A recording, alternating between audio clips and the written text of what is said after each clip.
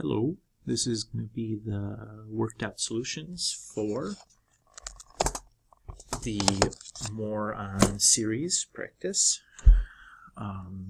So number 1, part A, says to identify the sequence as arithmetic, geometric, polynomial, etc. So the sequence that we're adding up in 1A is 7, 10, 13, 16, 19. Oops, 19. And we should notice that this has a first common difference of 3. So we know that this is arithmetic. And 1B asks us now to write the series using summation notation. So I have 1, 2, 3, 4, 5 terms. So this is the sum from 1 to 5 of the sequence. Well, I can figure out that sequence since I know that this is an arithmetic sequence. I can use my formula for an arithmetic sequence where D is 3, the common difference, plus the first term, which was 7. So when I simplify that down, I get 3n plus 4. And we're done. Not too bad. 2a. So again, I'll consider the sequence. So I have 5, 11, 17, 23, 29. And if I look here again, oh goodness, yes, arithmetic. It's so easy. So this is the sum from 1 to, well, I have 1, 2, 3, 4, 5 terms again. And the way we'll write this sequence is, well, I know it's arithmetic. So I have a formula. When I fill things in for the formula, I get 6n and minus 1. And I shortcutted through that stuff, but I encourage you to work through that part yourself. And we're done. Again, note that I didn't ask you to actually compute these sums here. We'll do that in the next section.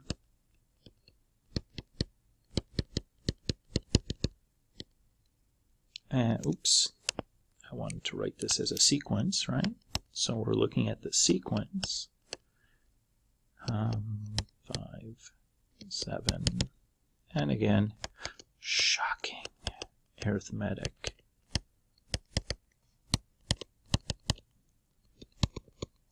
And so we have the sum from 1 to, note the dot, dot, dot. So how many terms are there? Infinitely many. And then my sequence is, well, again, I use my formula, so I have n minus 1 times d, which was 2, plus the first term, which is negative 3. So that's 2i minus 3. And I need to go back and edit my answers for 1 and 2, because what mistake did I make here? These I meant to be i's. Sorry, guys. Hope you listened from 1 to here at least to figure out that I made a mistake. And let's look at 4. So again, we'll consider the sequence here of 2, 4, negative 8, 16, negative 32, dot, dot, dot. So you might think here, oh, well, this is alternating. I mean, it is, but we can kid it just by thinking of it as a geometric sequence. We're multiplying by negative 2, and that makes life much, much easier if we just do it this way. You know, rather than thinking about it as alternating, we don't need to do it that way. So we have the sum from 1 to, again, we have the dot, dot, dot, so it's to infinity. And then for the geometric sequence, well, we have a formula for that. So my r value is the negative 2. Oops. And my first term is also -2.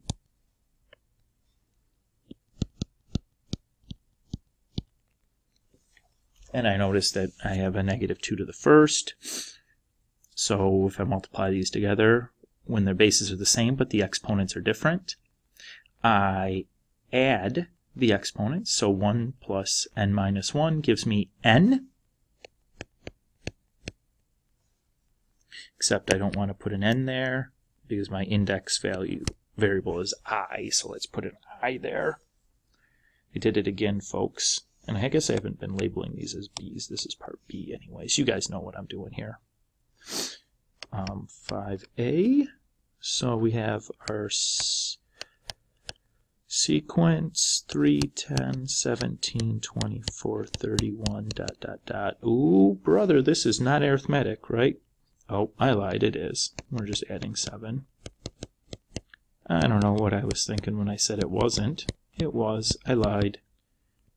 I didn't mean to lie. It was like a lie of mistake.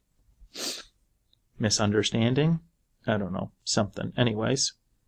So we have the sum from, well, 1, 2, since it's ... infinity. And then we'll just write the term for our arithmetic sequence. So again, common difference is 7. The first term is 3, so we end up with 7n minus 4. Except it's not an n. I've done this so many times now, you must think I don't know what I'm doing anymore. And we should put a parenthesis around that whole thing. And 6. So the terms are 1/3, 1/9, 1/27, 1/81. So we notice here that we're multiplying by 1/3. So this is geometric. So we have the sum from 1 to, well, we have 1, 2, 3, 4 terms. And then my equation is going to be, well, the first term times the r value, the n minus 1. And again, just like before, it's 1/3 to the first times 1/3 to the n minus 1. We add the exponents, and I get that. And I'm not going to make the mistake this time. I'm going to write an I here instead of having to erase and get the n. It only took me 6 tries to get that right. So here I have 1/4, 2/5, 3/6, 4/7, 5/8, 6/9, and then 7/10. And that clearly doesn't look arithmetic, right? 1/4 to 1/5, we had to minus something pretty small, and we're minusing something different there, and it's not going to multiply. This is, we're going to think of this as rational. So our sequence of numerators, this is clearly arithmetic. We're just adding by ones. And hopefully at this point you notice that this is just the term number is the same as the term value. So the equation is just n. 5, 6, 7, 8, 9, 10. Also arithmetic. And again, we notice that these are just going up by ones. Just we're starting at 4 instead of 1, so it's the term value plus 3, right? If we start at 1, we've added 3, added 3, added 3, added 3, added 3. You could have used the formula too, and that would have been fine.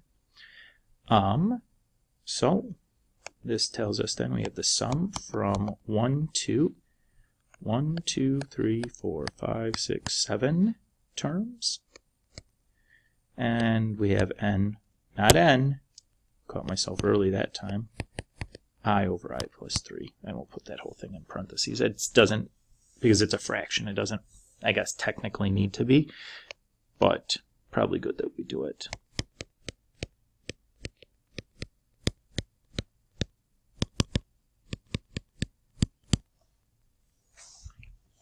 So if we look at this one, here we have added 3, then we added 5, and then 7, and so it's not arithmetic, definitely not geometric, appears to be polynomial, let's see, added 3, 5, added 7, added 9, added 2, added 2, added 2.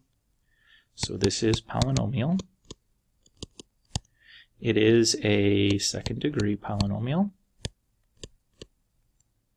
So the formula for that is going to be just a general quadratic. So I'm going to set up a matrix to solve my system for a, b, and c.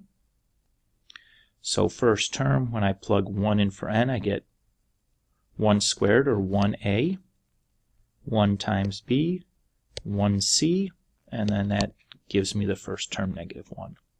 The second term, I plug 2 in for n, because it's the second term, not because the term value is 2, because it's the second term. So 2 squared is 4a, then we have 2b, 1c, and that equals 2. And we have a third term, so we plug 3 in for n, 3 squared is 9a, 3b, 1c, and that equals 7. And we're going to plug that into our graphing calculator, which I need to pull up here. They did not have open already. So let me pull that up.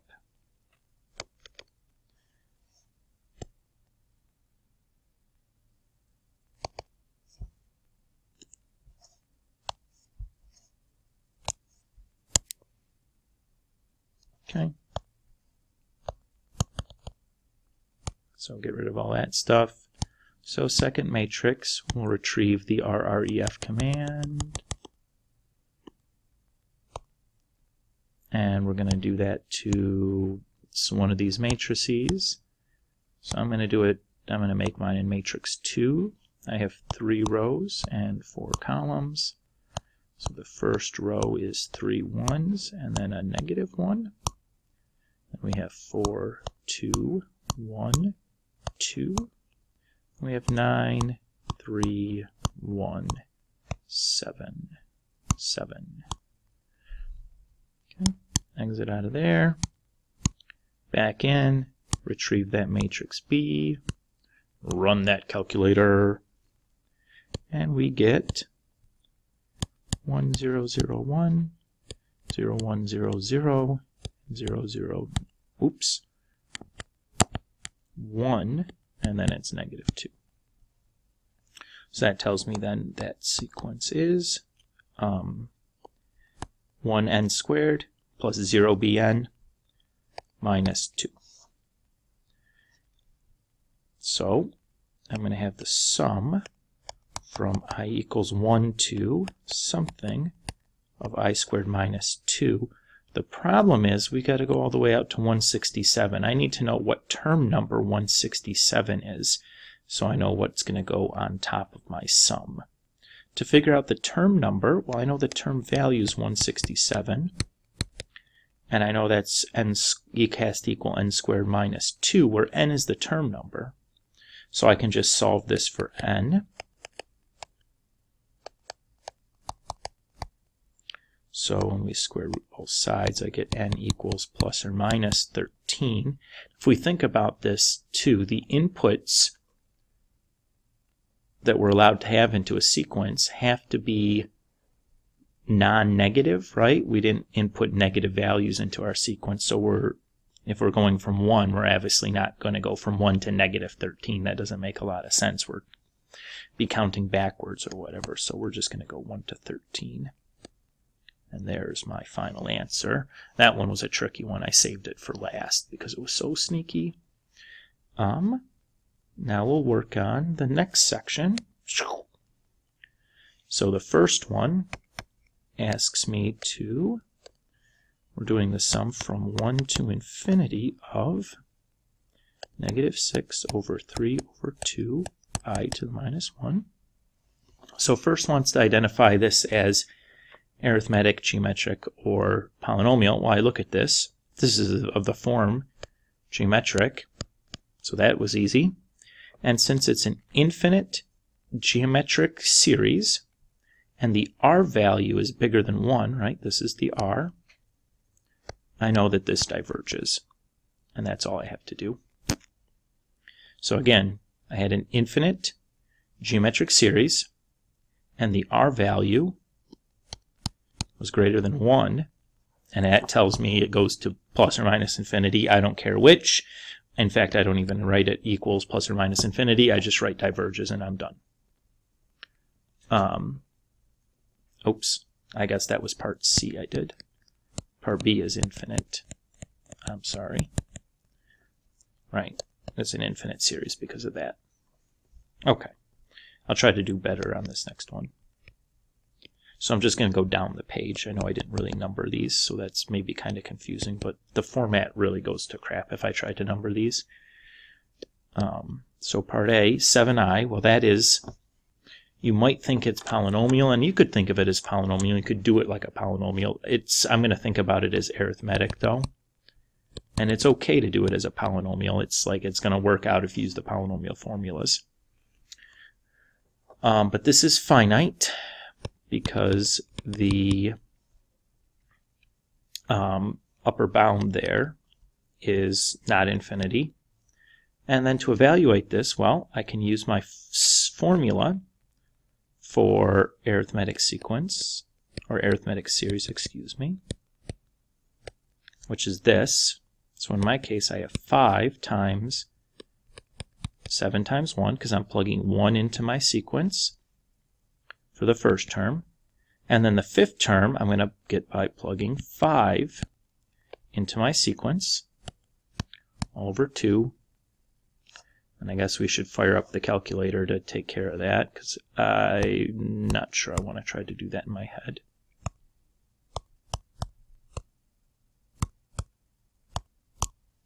And that gives me 105. 3. So I have the sum from 1 to 10 of 5 times 2i to minus 1. Okay.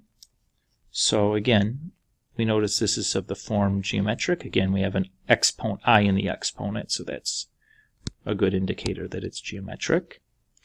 Just like because this was a linear function or whatever, 7i tells me it's arithmetic. Again, the upper bound, not infinity, so I know it's finite. And then for part C, we have a formula for the sum of a finite arithmetic or finite geometric sequence. That is the first term times 1 minus r to the n over 1 minus r. In this case, well, here's my first term, and here's my r, and there's my n. So this is going to be 5 times 1 minus 2 to the 5th over 1 minus 2. So fire up our calculator and type that in. So I have 5 times, and I have to be careful with my parentheses here. So parentheses around my numerator, 1 minus 2 to the 5th, and then parentheses around my whole denominator, 1 minus 2. And that gives me 155 for my final answer. 4 is the sum from 0 to 4 of I cubed.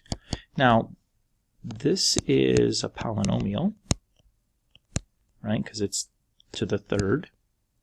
And since the upper bound is not infinity, it's 4, it's finite. Now the sum, this you might think is awfully tricky. We don't have a formula to deal with an I to the cube. So what I'm really going to do is I'm just going to default back to our definition of what the summation is. Well, it's the sum of the first 4 terms of this sequence, starting at 0. Well, so I guess it's 5 terms. And to get these, well, that's 0 cubed, 1 cubed, 2 cubed, 3 cubed, and 4 cubed. I can't write. And so fire my calculator. Hey, come on up. There you go. Only had to hit it about 6 times. And I don't know why I'm about to do this, but I'm going to write 0 cubed. And I don't know why I'm about to do this, but I'm going to write 1 cubed. would have been easier to just write 1 there instead of all that nonsense, but I thought I'd just be clear as to what I'm doing. So I just write those couple in and I get 100.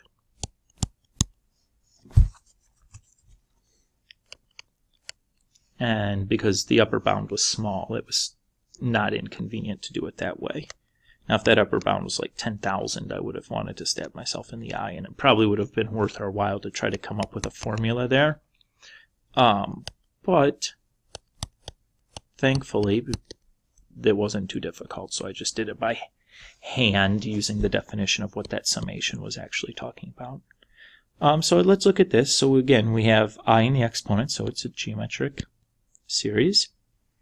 And because that upper bound is infinity, we know this is infinite. Almost looked like I tried to draw an F there. I did.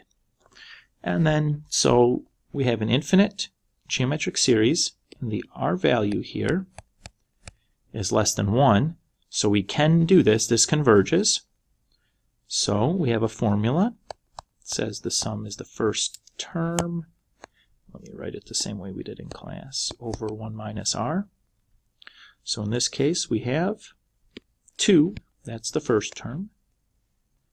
And then 1 minus 1/6. So fire it up. 2 divided by, parenthesis, around the denominator, 1 minus 1/6. Enter. And if I want, probably prefer that as a fraction. 12/5. I mean, you could have left it as a decimal since that one terminated. It wasn't a big deal. But if it's an infinite fraction, I'd prefer that you leave it as a, or infinite decimal, I'd prefer you leave it as a fraction. So the calculator converts them for us really easily with that math frac button. I did that kind of fast, but that's under the math button. And then this first command. So next up is the sum from 5 to 14 of negative 54 plus 9i. So again, this looks like a linear thing because it's like mx plus b, so this is arithmetic. And I suppose, again, you could have thought about this as polynomial and done it with polynomial rules, but this is so much easier to just use the arithmetic formula. And again, since the upper bound is not an infinity, this is finite. And now here for part C, this is going to get a little sneaky here. So this is really just the 5th term plus the 6th term plus the 7th term all the way out to the 14th term, right? Unfortunately, we don't have a formula when I equals 5. Our formulas start when I equals 1. So we can find the sum from 1 to 14. And what we're going to have to do then is subtract off these first 4 terms. So we can say this is equal to the sum from 1 to 14 of negative 54 plus 9i minus a1 plus a2 plus a3 plus a4. So that first 4 terms that are included here, but not supposed to be in our sum. So this part we can deal with our formula. So that's just n times a1 plus an over 2. And then we have minus,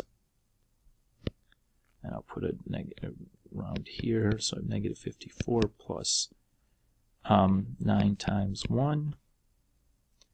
And then minus 54 plus 9 times 2 plus negative 54 plus 9 times 3 plus negative 54 plus 9 times 4. So again, that's me getting the first term, second term, third term, fourth term. And I got those by plugging 1 in for I, 2 in for I, 3 in for I, etc. So if I plug this in, then I have 14 for my n. The first term is negative 54 plus 9i. The nth term is negative 50, that was 9 times 1, 54 plus 9 times 14, all over 2, and then minus this stuff. And we'll type this now into our calculator. Try to do it all in one line. It's a big old mess, though. Oops, that's not at all what I wanted to do.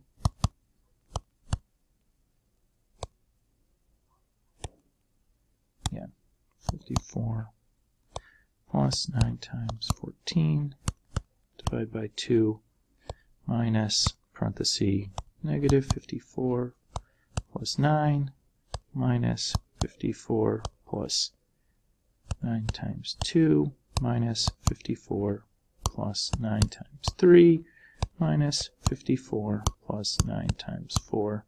Close my parenthesis, press enter. So I get 315 for that whole mess. Yikes! You may want to watch that one again. There's a lot going on there at the end. The next one we have is the sum from 3 to 6 of 5i minus 2.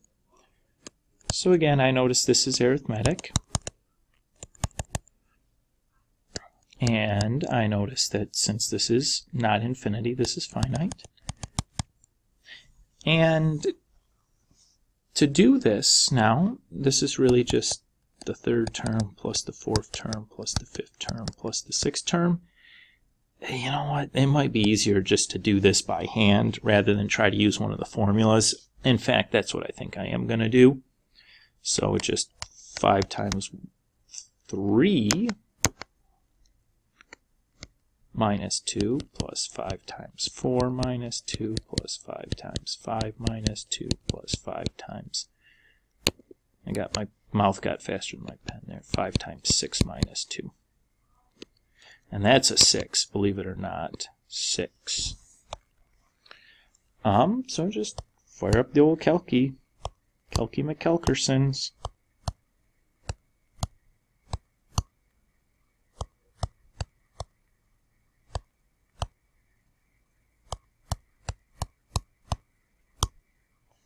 And that gives me 82. Okay. So I didn't do that for the other one because like 14 terms was going to be a heck of a lot. And I wanted to show you one way of doing it where it made sense to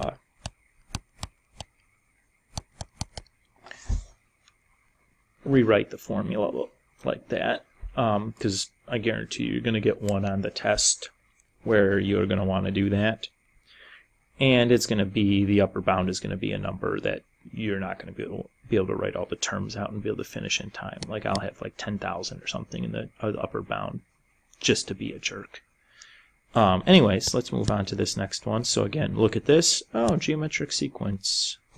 Or series, excuse me, if you can't figure that out by now. And oh, finite. Lord help us if we can't figure that out.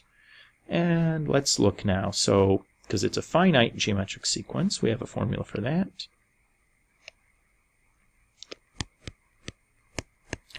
It's the first term times 1 minus r to the n over 1 minus r. And first term, r. And then to the n. So this is just one we have to be careful about plugging into our calculator here, but we're still going to plug her in. So I have 1 times, and then my numerator, 1 minus, and then got to be careful here because we got to make sure we apply the exponent to the entire fraction. And then divide that by 1 minus 3 over 2. And I didn't bother with a parenthesis there because there was no exponent on it. So I get, and let's convert this to a fraction. Whoa! 527,345 over 256, or approximately 2059.9. So I'd prefer the fraction. But if you give me the squiggles and round to 1 decimal point, I'd probably still give you the benefit of the doubt. But if you did this, if you say this is equal to this, it is not equal to this, it's about that, this I would mark down for, because this is false.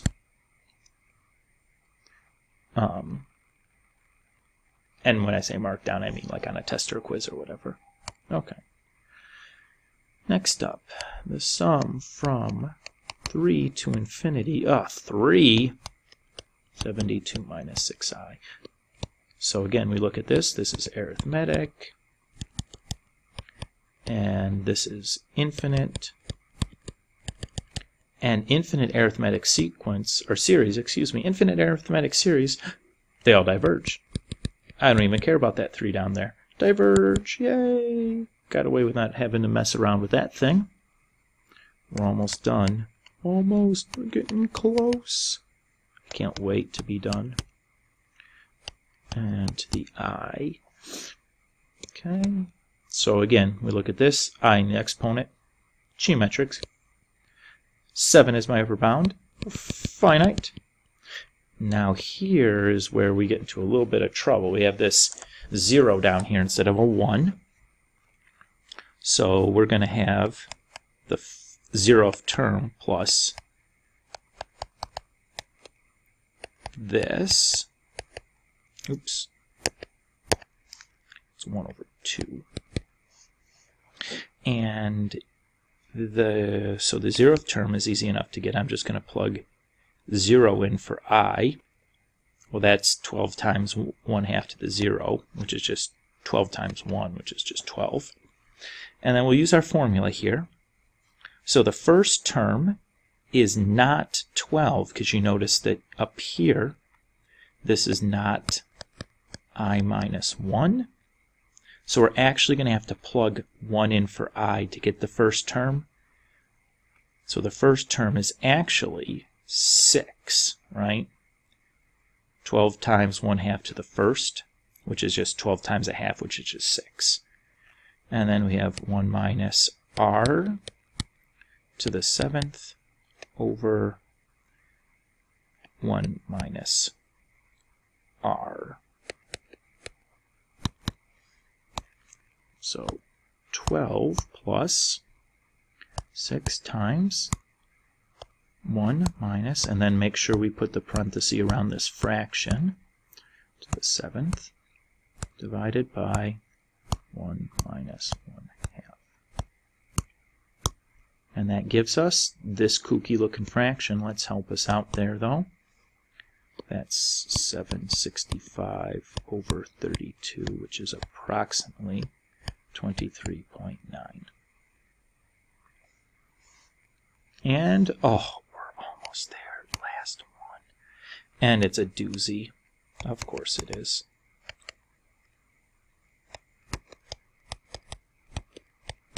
Now, technically, I should have written it this way. And so this is polynomial, and it's finite. And to evaluate this, we're going to have all kinds of fun. So I'm going to start by distributing the summations.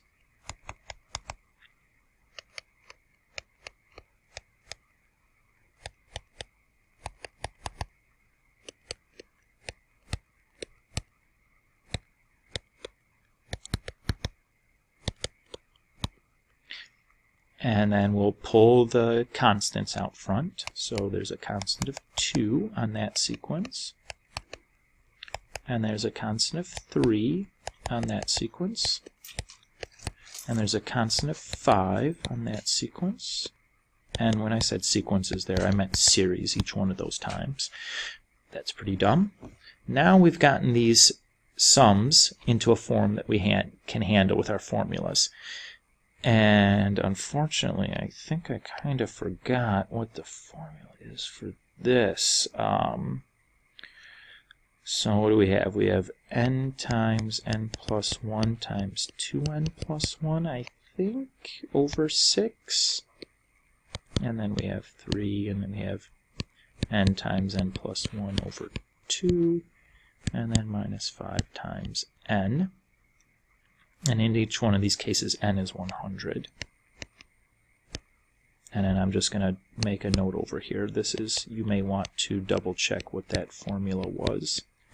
I don't have my notebook in front of me, and this is one that for the life of me I always kind of screw up. I guess I could have tried to derive it here, but nobody really wants to see that.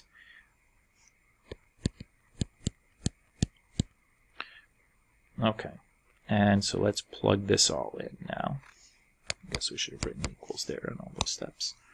So we have 2 times 100 times 101 times, well, that's going to just be 201 divided by 6 plus 3 times